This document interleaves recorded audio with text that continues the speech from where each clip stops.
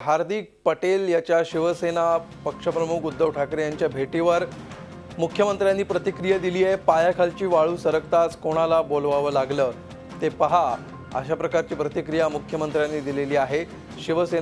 शिवसेनेच्या पायाखालची वाळू सरकली आहे म्हणूनच हार्दिक पटेलला बोलवावं लागलं, अशी टीका मुख्यमंत्री देवेंद्र फडणवीस यांनी केलेली आहे। बघूया मुख्यमंत्री काय म्हणाले। वांद्र्याला हार्दिक पटेल बरोबर मैत्री केली जाते, त्याला मित्र मानलाय आणि आज अखेर येण्याचा मुहूर्त सापडला, असं उद्धव ठाकरेंनी म्हटले। पायाखालची वाळू घसरली की कोणाला बोलावं लागतं हे बघून मला हार्दिक आनंद होतो आहे। आणि याविषयी आपण अधिक माहिती घेऊया। आमचे प्रतिनिधी अमित जोशी सध्या आपल्या सोबत आहेत।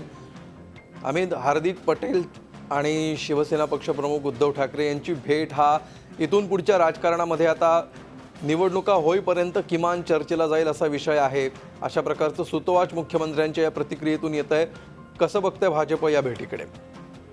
खरं तर हार्दिक पटेलला मुंबईमध्ये आणणं आणि उद्धव ठाकरे यांची त्यांनी भेट घेणं हे खरं तर एक मोठा आश्चर्य करणारी सगळी गोष्ट होती किंवा घटना आहे। खरं तर धक्का बसलाय भाजप सकट सर्व पक्षांना, असं म्हटलं तर चुकीचं होणार नाही, कारण हे सर्व अनपेक्षित होतं। हार्दिक पटेल यांनी गुजरातमध्ये काय केलं होतं, कशी गर्दी जमली होती, हे सगळ्या भारताने बघितलं होतं। त्याच्यामुळे तो प्रभाव आता मुंबईत कशा प्रकारे असेल किंवा शिवसेना आणि हार्दिक पटेल कशा प्रकारे भाजपला त्रास देऊ शकतात किंवा भाजपला या सगळ्या प्रचारामध्ये कसं आव्हान उभं करू शकतात हे बघणं महत्वाचं आहे। आणि त्याच्यामुळे आजची घटना, आजची भेट ही अत्यंत महत्वाची आहे।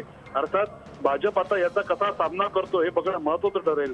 मुख्यमंत्र्यांनी जरी प्रतिक्रिया दिली असली की शिवसेनेच्या पायाखालची वाळू सरकली आहे, मात्र अजून प्रचाराचे जवळपास 12 ते 14 दिवस बाकी आहेत। त्याच्यामुळे आता प्रचार कुठल्या शिगेला पोहोचतोय आणि हार्दिक पटेल मुंबईमध्ये दौरे करत किंवा भाषण करत गुजराती समाजामध्ये कशा प्रकारे परिवर्तन किंवा खळबळ माजवतो का आणि ह्याचा मतदानावर किती परिणाम होतो हे सगळं बघणं महत्वाचं ठरेल।